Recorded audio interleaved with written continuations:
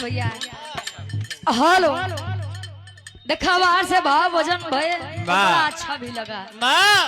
सुरेंद्र भैया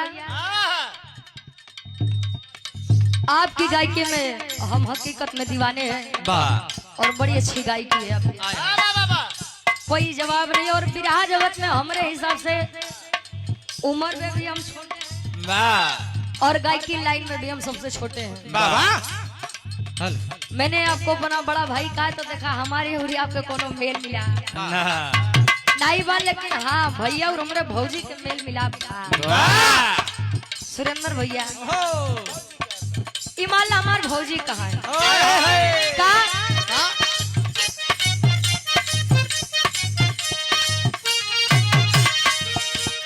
हिले के पलंगिया ता रोज हिलता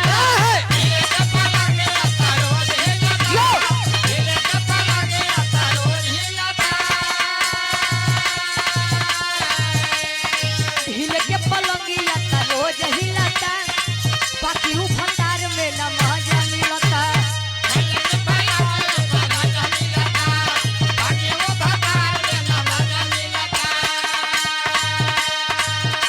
चौकी बहुत नहीं सही से मिलनवा बोलम के बांगुर बाबे बलम के बांगुर बाबे बलम के बांगुर बाबे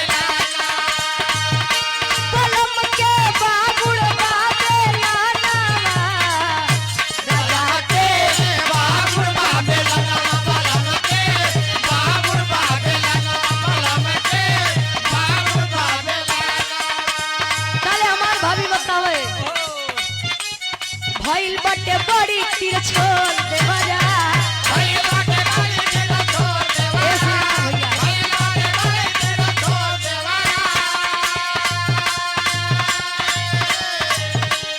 भइल बटे बड़ी तिरछोल देवरा रोज रात में पढ़ावे ला भूगोल देवरा रोज रात में पढ़ावे ला भूगोल देवरा रोज रात में पढ़ावे ला भूगोल देवरा। दुनिया बतावे गोल गोल देवरा दुनिया बतावे गोल गोल अरे दुनिया बतावे अरे ये दुनिया बतावे गोल गोल देवरा रोज रात में पढ़ावे ला भूगोल देवरा रोज रात में पढ़ावे ला भूगोल देवरा रोज रात में पढ़ावे ला भूगोल देवरा रोज रात में पढ़ावे ला भूगोल देवरा।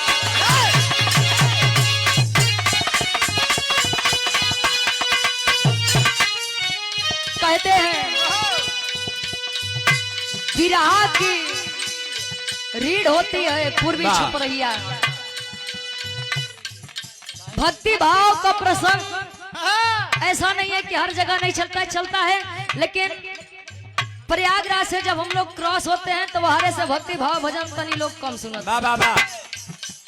गाया है हमने एक लाइन भक्ति रस से हमारे काका बाबा लोग पैसा कह रहे ना कि शुरू करा भैया वाली से अलाई के छोड़ा ही हमारे काका बाबा वाली कहे अब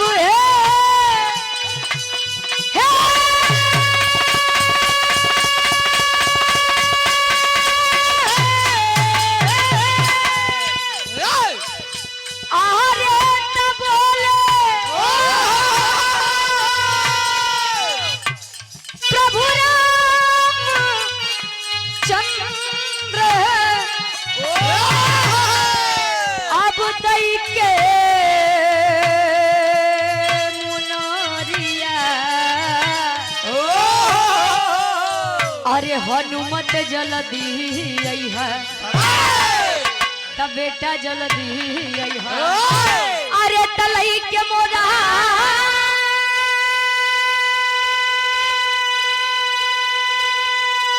अरे तलई के मोरा अरे सिया के खबरिया हनुमत जल्दी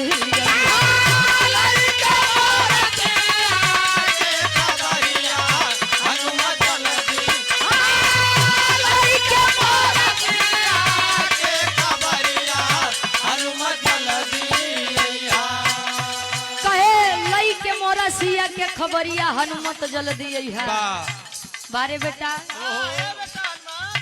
बारे प्रेम समझावत है अपने पत्नी के वियोग में हनुमान जी के। और गार्जियन जी सुरेंद्र यादव जी, जिला पंचायत प्रत्याशी वार्ड नंबर 13, जोराई से 500 रुपया।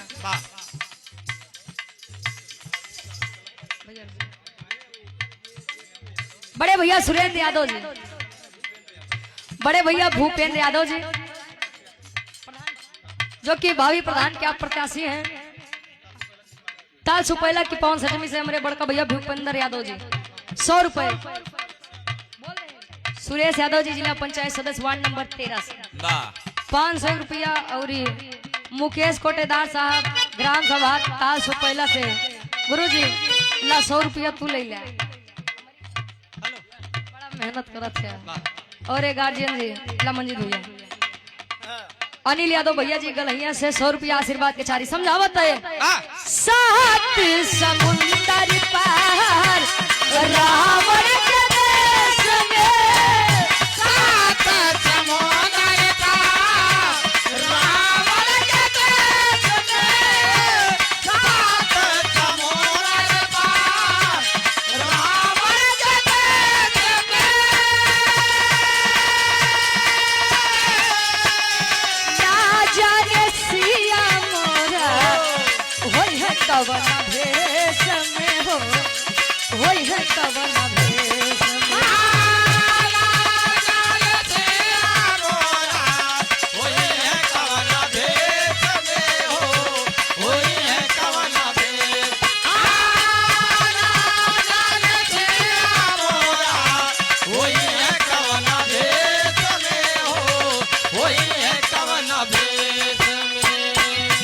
अब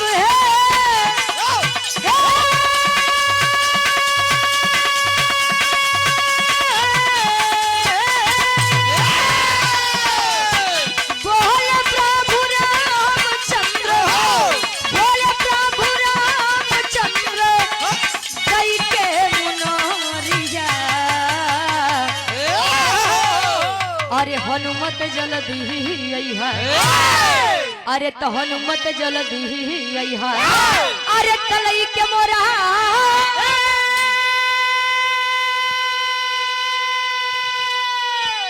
अरे तलई के मोरा, अरे सिया के खबरिया हनुमत जल्दी है।